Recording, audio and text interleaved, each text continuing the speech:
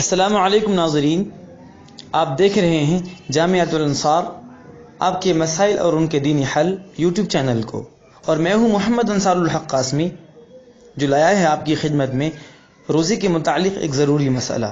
عام طور پر لوگ علماء و مفتیان کرام سے یہ سوال پوچھتے ہیں، یہ مسئلہ پوچھتے ہیں کہ کیا روزے کی حالت میں بال کا کاٹنا اور ناخن کا کاٹنا جائز ہے؟ کیا روزے کی حالت میں بال کا کاٹنا اور ناخن کا کاٹنا جائز ہے؟ جواب یہ ہے کہ روزے کی حالت میں بال اور ناخن کا کاٹنا جائز ہے۔ اس سے روزے میں کوئی خرابی نہیں آتی، کیونکہ روزہ نام ہے کھانے پینے سے رکنے کا اور اپنی بیوی سے جائز ضرورت کو پورا کرنے سے رکنے کا۔ لہذا اس سے یہ بات ثابت ہوئی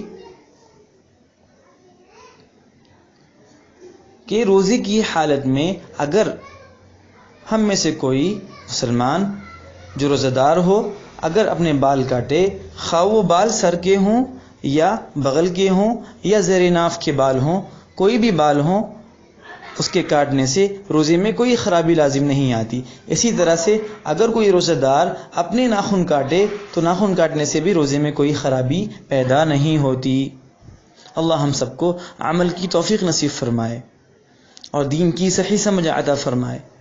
آخر میں ایک گزارش یہ ہے کہ جن لوگوں تک یہ مسئلہ پہنچا ہے ان سے گزارش یہ ہے کہ وہ اپنے دوست احباب اور اپنے گروپس میں اس کو شیئر کریں تاکہ دوسروں تک بھی دینی مسائل پہنچ سکیں اور وہ ان کے ذریعے فائدہ اٹھا سکیں۔